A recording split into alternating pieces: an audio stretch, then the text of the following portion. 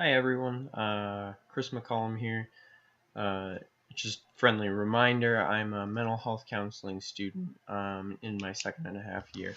So one of the things that I've become increasingly interested in researching and potentially doing at my job at Cottonwood, working with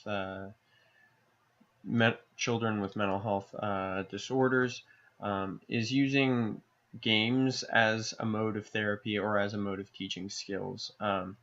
Particularly, one of the ones I'm most interested in and play myself is Dungeons and Dragons.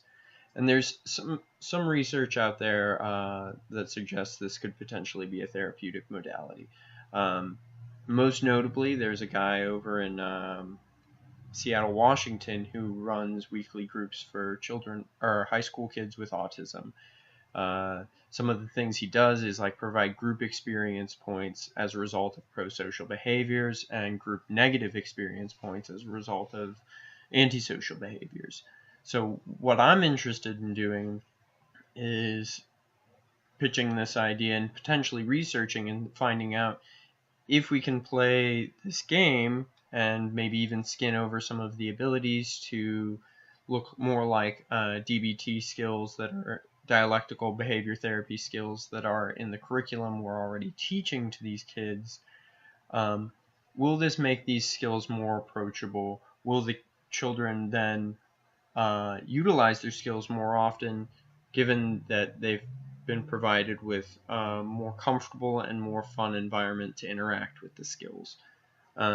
So boil that down to, will social skill usage increase outside of gameplay with weekly play? Is kind of the base research question.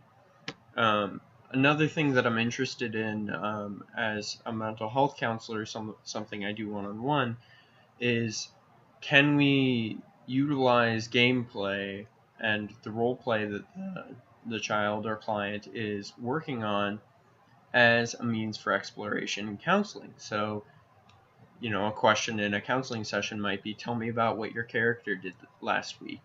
What were some of the challenges you faced?